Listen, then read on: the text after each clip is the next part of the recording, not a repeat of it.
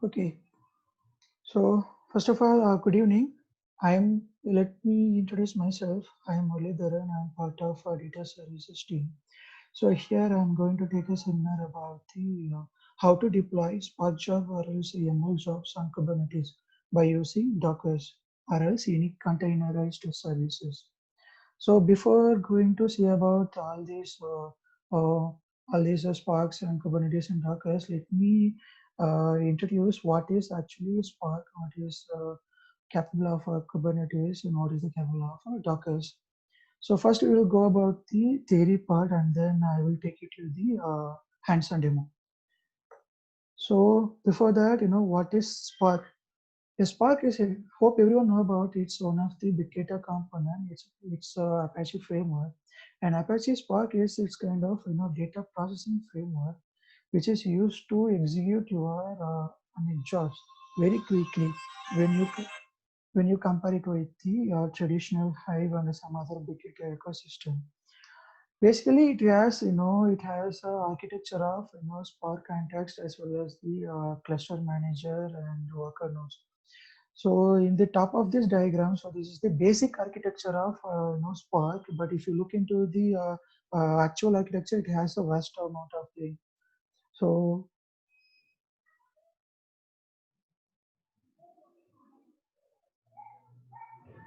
okay.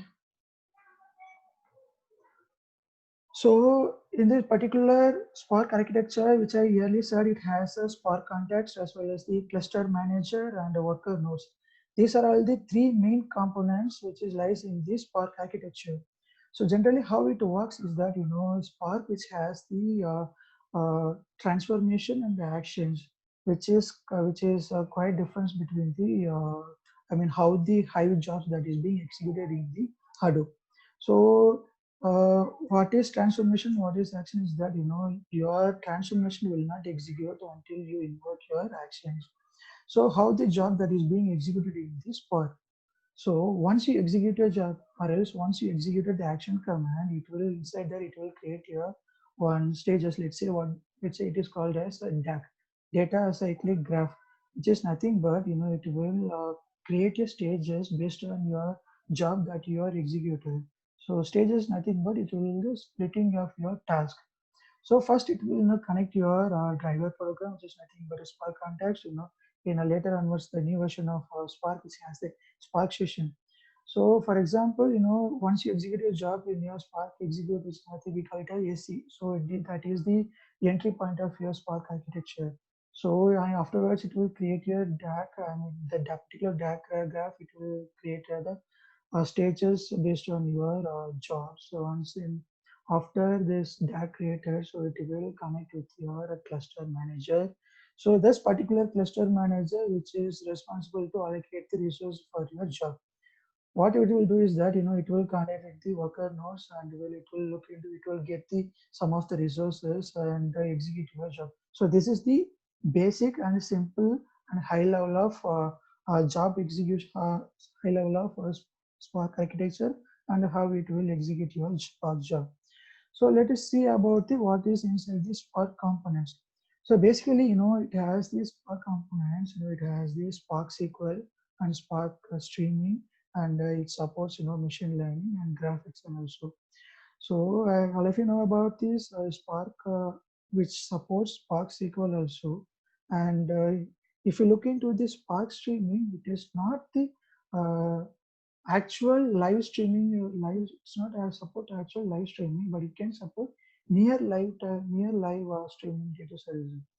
And you can use in the machine learning also because nowadays lot of companies are they are nowadays there's a lot of companies are using the Spark ML services in their particular project because already they have created the Spark kind of architecture. They already built a platform, so they have a vast amount of data. So when you compare a vast amount of data with the traditional ML jobs, then obviously they are facing some kind of issues. I mean, while you are processing the vast amount of data. So for that, they have go for the Spark ML services. So the next about what is the benefit of Spark? So far we just see. just a high level of Spark. But what is the actual benefit of Spark? So we mainly go for Spark is that it's the speed. When you compare it to the Hadoop and Spark, Hadoop it stands in the key traditional key and value services. So when you compare to the Hadoop level, it has the speed. When we theoretically we can say that 100 times faster than Hadoop. And if you look into the Roam side, it is 10 times faster theoretically. But we can expect, some good performance when you compare to the Hadoop side. Then next one is ease of use. So when you look into the, if you are writing mappers and reducers in the Java program for Hadoop service, you can see that while the complexity of the program it will go to be a high level based on your requirement. At the same time, if you go for the Spark side, the complexities will be very less when you compare it with the traditional mappers and reducers program. And also, it runs everywhere. The scalability of this Spark is like, it's really good. It supports everything. Let's say, it supports Mesos, it supports HBase, it supports, Kubernetes, and also it can, Docker also supports in Spark also. So then we can go to see about what is actually it's a Docker. Docker, it's a nothing but it's a software tool which is used to create a image and that is runs on the containers. So Docker is nothing but it's a containerized service which is used to reduce the burden of the admin side. For example, if you have a service, if you have 100 systems, if you want to install one particular service, then you have to install each and every one. But what we are achieving is that we are creating some particular container, particular image. It's the common. So we are just fetching the data and installing in every system. So that is to simplify this process, and also a person that we are using Docker services. So before that, why we are going for Dockers. So for example, as I earlier said, installation process is different on each and every OS environment, as well as the configuration part is also the different for each and every OS on, let's say, Linux, Windows, or some Mac. And also while installing some particular processors of physical software, there are many steps that is involved, which is something that could go wrong. So this is also one of the advantages of the Spark and Docker. And afterwards, we can say that what is the let's say this particular Docker which has two things. One is Docker images. The other thing is Docker containers. So before we should know about what is image and what is container. Yeah, Docker image is just nothing but it's the actual package. So rather than we can say it as it's an artifact that can be moved around everywhere. But in order to look into the Docker containers, it actually start the application. For example, a container environment is created by using your image. You already created, you have already created image. It will it will use the particular image and create a container services. So you can ask then what is the difference between virtual machine and the Docker also. So for example, if you go for a virtual machine, it uses a lot of resources, but when you go for the Dockers, it's a light and shared one, and also it can be scalable as much we want. So this is the kind of a Docker architecture and overview of Docker. So what is the benefit of Dockers? So it's all fast and consistent delivery of your application. As I earlier said, it can be the response time of the deployment will be very less, and also it can be scalable as much as you want. And running, we can run. Let's say, for example, if you look into this on real-time projects, you can run 100 images or 100 containers or 100 images on same hardware. So which means it's a particular hardware which will efficiently shares the workload of the container. So then we can go for the what is actually a Kubernetes. So before that, Kubernetes, it's a software tool which is developed by Google, and it is actually deploy your Dockerized or else containerized application into the cluster of nodes and monitor. So it is nothing but, so why we go for Kubernetes? For example, let me give you one particular example. For example, there is a one particular company which runs the which has the application. Let's say which runs the application. They are using they internally they have a hardware for they have internally hardware.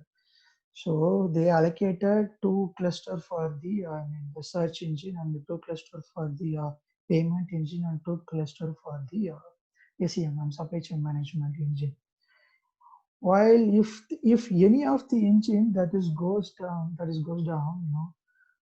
some the real time the customers may affect, and also their sales and also their uh, services that will be go down. To overcome this, Google introduced this Kubernetes as a tool to monitor as well as the deploy the application automatically.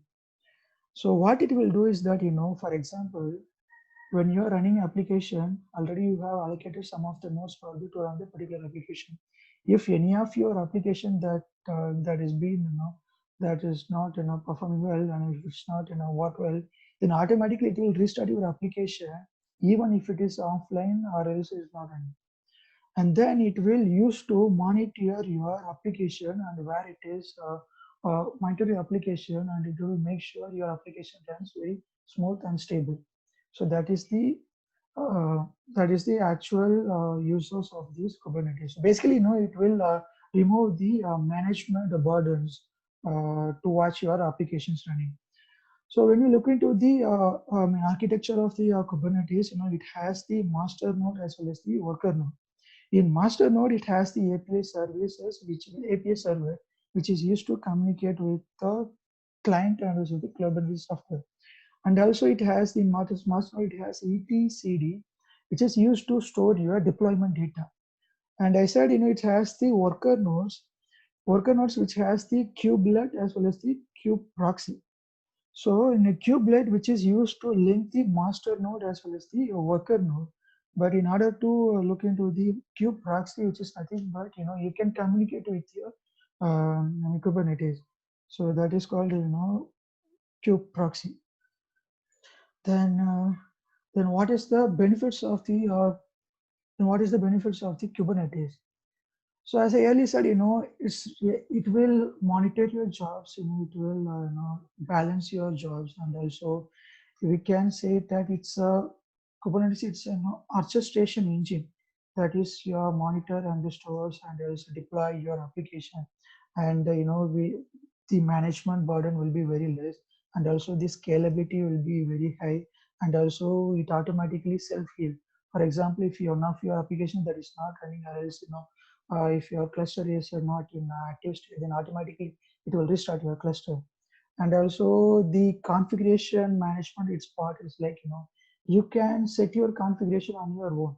For example, each and every organization, they have one set of configuration thing. So we can modify our configuration settings also. So these are all the theory part, what is actually the Spark, and what is actually the Dockers, and what is the Kubernetes. I just said about the high level of Spark and Dockers and Kubernetes. Let me take you to the hands-on demo. So here first I would explain now how to deploy your machine learning jobs in the Kubernetes by using container service. So for this example, I'm using AKS and Azure Kubernetes containers. So here what I have done is that, I just I just created some basic ML model, and I just ran it while clicking this submit button. I can run. So before that, what I have done is that I'm just building this ML model by using this components. Let's say, for example, first I have downloaded the data set and I loaded and I have let's say pre-processed my data set. What are all the necessary columns that I need for the particular ML model based on the requirement. So what I have done is that first I just downloaded my data set, and then I pre-processed my data set, and then I created some pipeline. So which is nothing but where to go, when and where to go, and I have applied in this some applied transformation logic, which is nothing but it's the next level of the data set, my data set pre-processing state. And then what I have done is that I have created some pipeline, and also I am evaluating my model. So when you deploy your model, you have to evaluate, right? So I'm just evaluating my model, so whether it is working fine or not. And there's always some basic and simple ML model that I have done. So while here, if this is all have kind of services that is offered in Azure. So here it's a data set. Here I'm just, let's see, let me open this also.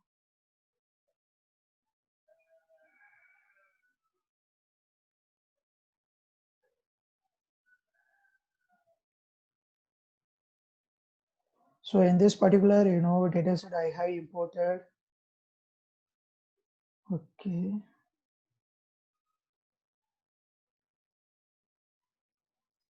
Sam, I will answer your question on the later part of this demo. So okay, let me back to this topic. So what I have done is that I have created some particular data set in this. What is this? Okay.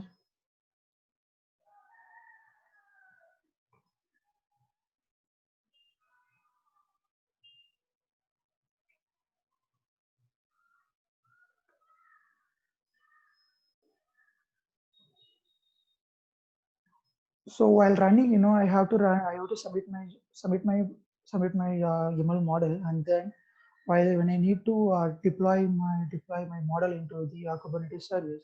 So what I have to do is that I have to click this deploy. So already I have deployed, and then I am creating. So I already deployed in this particular model. So if you want to monitor and if you want to running status of your model, for that you have to go to your compute. So already I have opened this compute.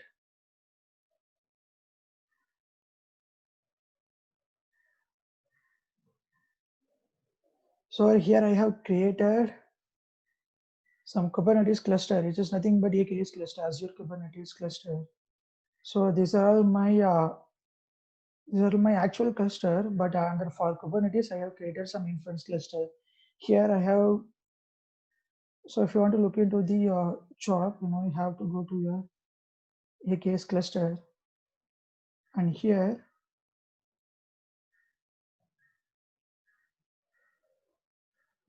you can say you can see your actual cluster, AKS cluster. If you click into the AKS cluster, it will redirect you the actual Kubernetes environment. So these are all the area you can watch, you can monitor your jobs. Let's say in monitoring area, you have to create your insights.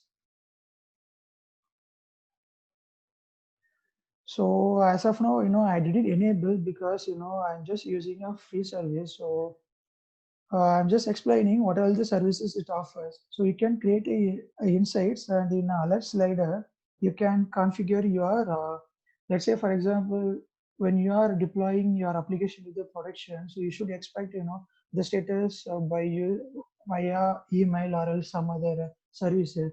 So for this thing, you can configure your alert slider in this area. And then metrics, you can go to your metrics, you can actually see how many number of parts that you deployed and what is how many parts are actually working and how many parts are being in a idle, how many parts are in an idle situation, then you can actually monitor your all these things. And this diagnostic, it's just nothing but it will, for example, while running your Kubernetes services, you can check your connections, and you can check your configuration. So, and also you can create your logs also. So when you see so it will look like, this kind of, logs, it will look like this for your, for your YAML jobs.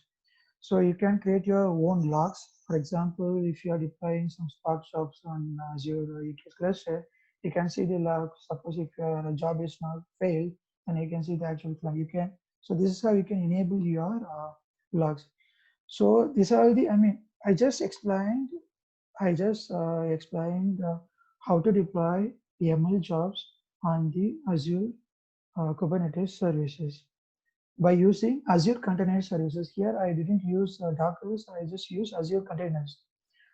So again, these are all, Azure services are kind of, the configuration will be very easy in Azure platform, or else you can go for the AWS, or else you can go for the GCP.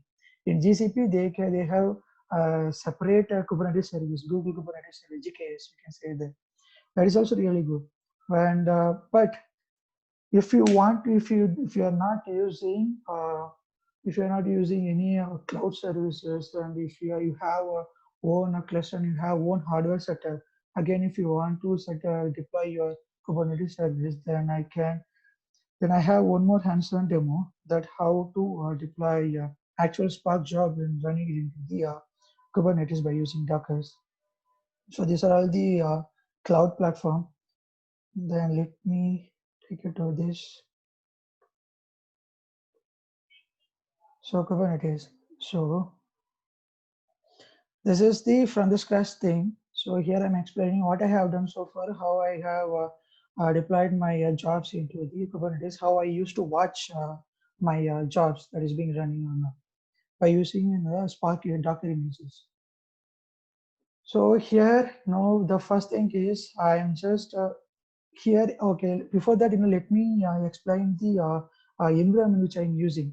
So here I'm using a Windows environment, which is here I don't have the hypervisor, so I'm using a Windows Home. So so that's why what I have done is that I have installed a VirtualBox. So by either you can use a VirtualBox, or else either if you have a hypervisor enabled default in your Windows, then you can go for it. Or else if you have a Mac, then you can directly use the no, Mac cloud service, sorry, Mac virtual services. So here I said I know I am using VirtualBox in my system. So what I have done is, so this is the command of to start my Kubernetes. So here I'm using Minikube. It's a command. So Minikube, it's nothing but it's just used. It is also kind of a software which is used to connect with your Kubernetes services. There are two things are available to connect with your Kubernetes services. One is Minikube. The other thing is kubeadm. So you can use either Minikube or else QDB, kubeadm. So I have seen that for production deployment, you better go for the kubeadm. For this is my personal suggestion, maybe, but here I'm using Minikube for this demo. So by using this command, my command is Minikube, and then I have to go stop or start. So I'm just starting my services. So I'm using start command, and I have to give my virtual driver. So as I said, I'm using VirtualBox, so that's why I have given virtual driver, and I have to allocate some memory. So at least you should give some 8 GB of memory to your to your Kubernetes services, so that in order to run the smooth and watch and you also, if you want to monitor your Kubernetes thing, I think they're expecting some memory from your thing. So I have given some 8 GB, and also I have allocated my 4 cores from my CPU and given it to the Kubernetes thing. So here I'm using Kubernetes version is incubation is 1.11. So this is the Kubernetes setup. So what I have done is that we need to see it in the Docker setup, right? So what I have done is that I have installed Docker setup also. So, okay, before that, what is the version? So here I'm using, it's a client version of 19.3, but in a Docker server version is 19.3.5. So this is the version that I'm currently using. So if you want to run, okay, let me take you to the Docker. I mean, for that, and if you want to deploy your, Spark jobs, now first we have to create the images. So in a Spark images, so what I have done is that, let me go to the, and then,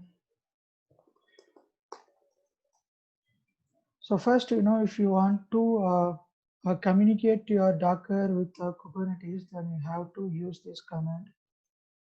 So I should use this command.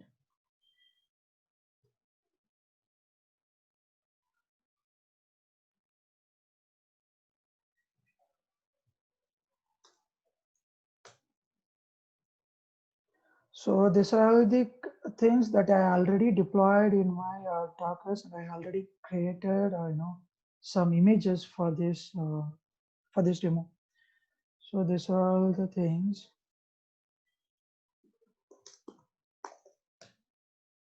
Okay, my now I can connect. I can communicate Docker with Kubernetes. So now I have to show the.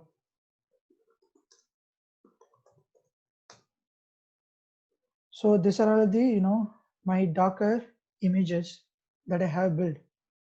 So already I have built, two versions. One is Spark 2.2, the other version is Spark 2.5. So these are all the images that I get, that I already built.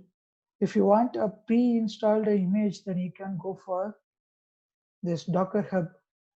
So in the Docker Hub, if you want to see, if you want to get a ready-made Spark image, then you can use this, Spark images. And if you want to connect with, let's say, MongoDB, it's a image, official image from the Mongo Express, so you can utilize this image also. So this is what I mean. Rather than building your application, suppose if you want to write create an application that is used MongoDB as backend database, then you can again, if you want to build your image, then you can utilize this image. But right now, our demo, our concept is I just need to I need to build the image for this part. So I just used this Docker Hub Docker image. So then what I have done is that, so my image is ready. So let me go to the Minikube.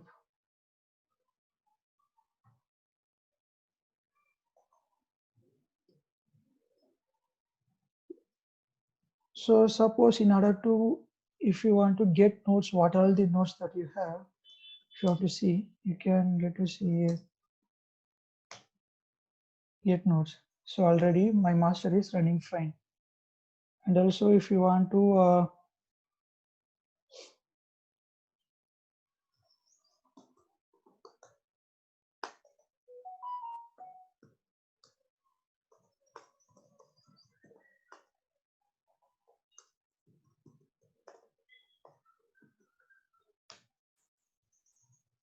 so these are all the services, because already I have deployed my application. So in a Spark thing, I am already, as he said, right,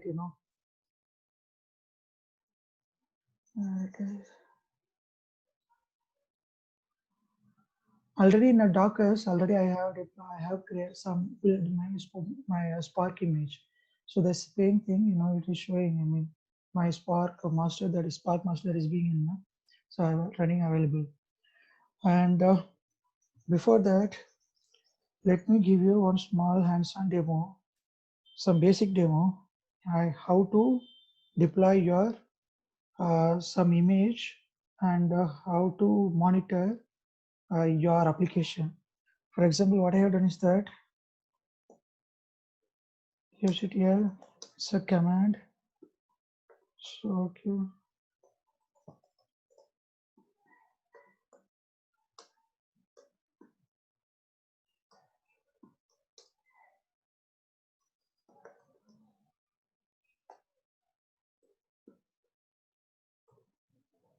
So here I'm giving this command, which is nothing but kubectl is a Kubernetes client that is used to communicate your Kubernetes services.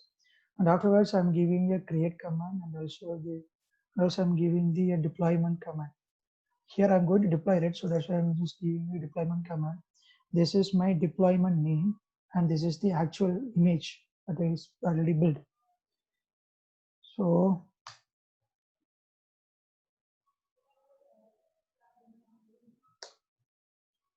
So I have created my deployment. So I have created nginx deployment.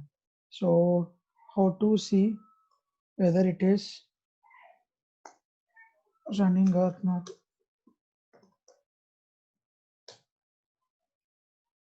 So which is nothing but my nginx. This is what I just now deployed, right?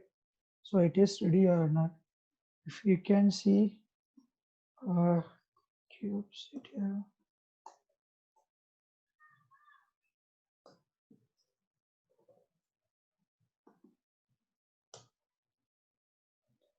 From this thing, you can get to see whether your Kubernetes is, whether your application is running or not. From here, you can see that you can see. And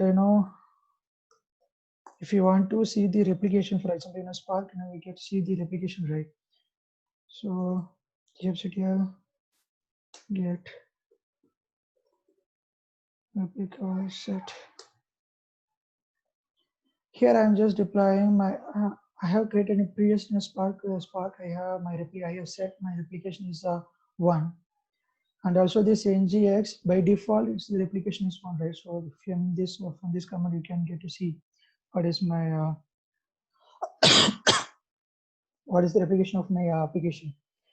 And if you want to delete your while developing your application, obviously you can make some mistakes. Suppose if you want to delete your part, then you can use this command delete deployment and also deployment name. This is how you have to give the command. So in order to, what I have done is that I already created Spark image and I'm just running into the Kubernetes. So how it works that, already I have documented all these things, how it works.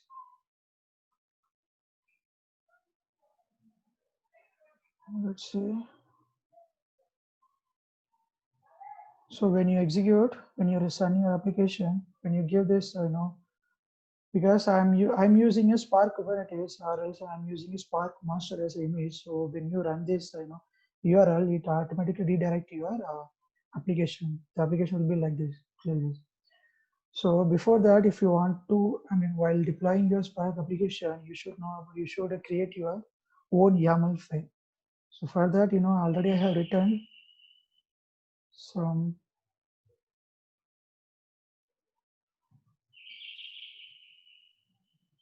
So this is, I have created for this demo, Docker, say a Docker file as well as the Kubernetes YAML file. So let's say, if you look into this Docker file, this particular Docker file,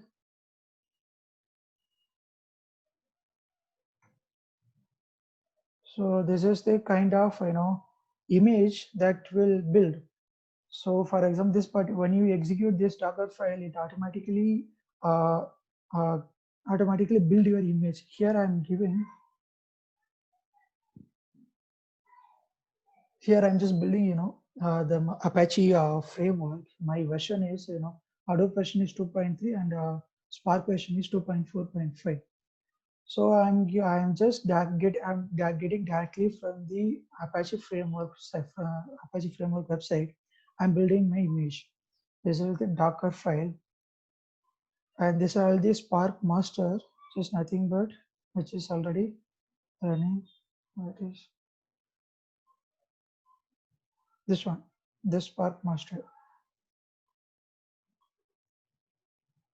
And then have to write your own YAML file. So for that, it has, you have to write three YAML file in order to run your Spark application. One is Spark master deployment file. The other thing is Spark master service file. The other thing is Spark worker deployment file. So, and also you should have this Spark ingress YAML file. So I'll explain later part of this. So when you, let me explain all this code inside it, which been written. Spark master deployment file. So here it's a basic one. I didn't add in much things. I just returned some basic one. So what I have done is that based on the image that I built from the Spark side, so I'm utilizing the Spark master component from the Spark 2.45 4.5 framework, which I built and image. So I have given the container port as well as the these are all the ports in this particular. By using this port, and it's nothing but the local port, local host port. So I'm giving memory for this particular master, which is nothing but your metadata. And I'm giving Spark Master services. So here I'm just utilizing this service. So I'm just giving this particular target port is the target port host name is 70W7 and the default one is 8080. And I created the Spark worker node. So in this particular worker node, it's nothing but it will connect your Spark master. And in order to run your, one moment.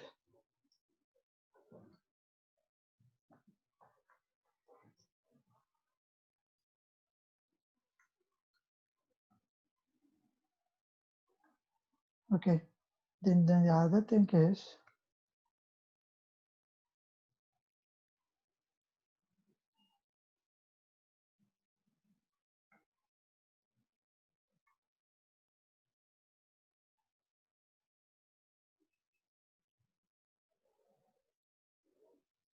these are all the same port that I have given while building the Spark image in the Docker, the container.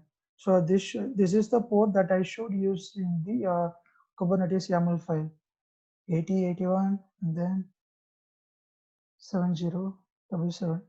So this is the master one I should use, so that suppose if your the image is not valid, then this might be the it might cause you the a problem. So these are all the development side. So now I will take you to the how to monitor your application, how you can watch in the Kubernetes. So for that, what you have to do is that you have to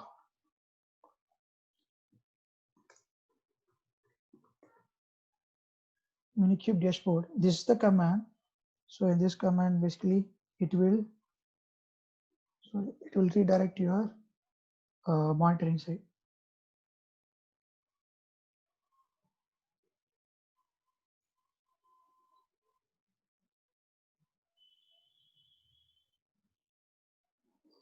So as I already said, it is my just deployed NGINX. It's an image that I deployed that has been already running, and also I have used some Hello World jobs also that has been running. So you can see from here, from this page, you can monitor how is your application that is being and running. Suppose if you look into the NGX, then what are all the information, you can see your own logs also. And also you can see your replication and what is the actual name of your service. So here my service name is, my pod name is, NGINX deploy D4789F AAA. So this is the service that this is the my application for the image name. So this is how you have to uh, watch or monitor your application. So these are all things that I want to explain. Sure. So let me unmute you. So let's go for the question and answer.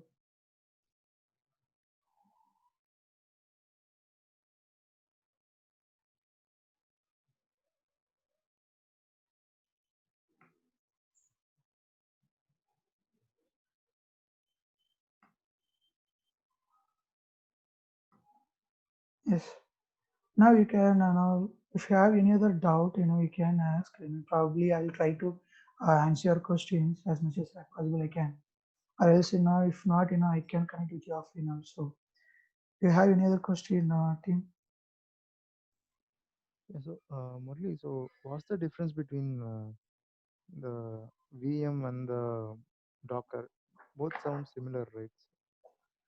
Yes, for LM, for example, when you set up your VM, right, probably you might use in VM.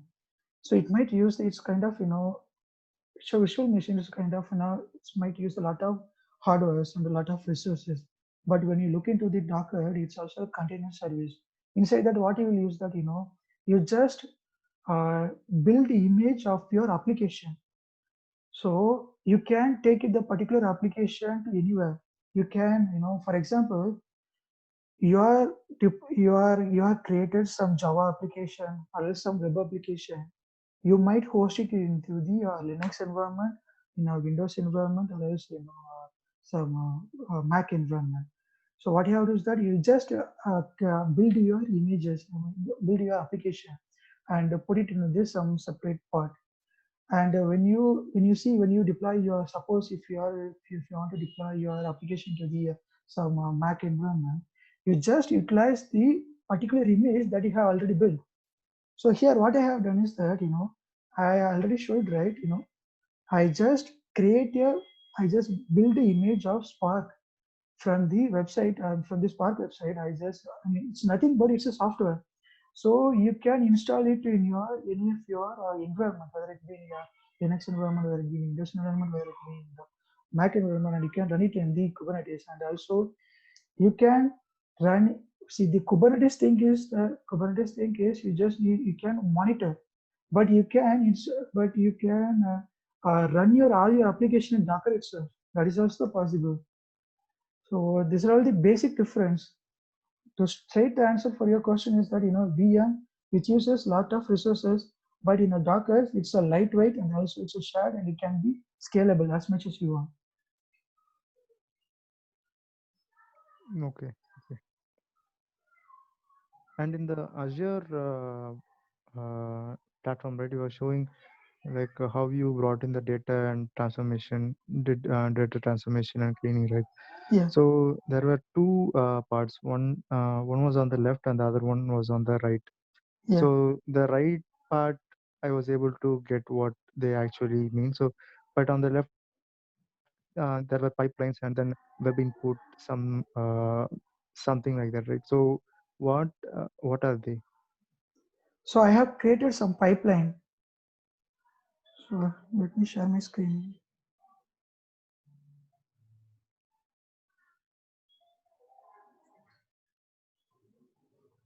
Hope you can see my screen. Yes, So, Murli, yeah. okay. So the right part is you are comfortable, right? I mean, it's the kind of, how we used to build a traditional ML model. So the right side is, for that, you have to create a pipeline. For example, I'm deploying my application into the Kubernetes service, some AKS services, into Kubernetes services. So what you have to do is that, I have to create some pipeline. So which cluster that I have to give? Let's say I'm giving, and this particular test one server that I test one cluster that I'm going to deploy.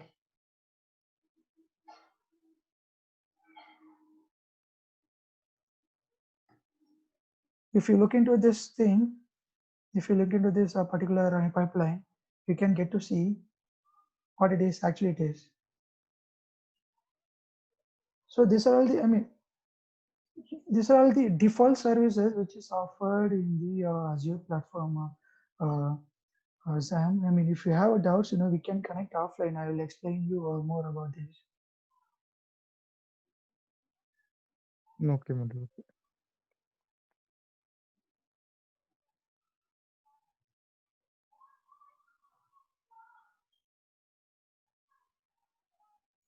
Is there any other question, team?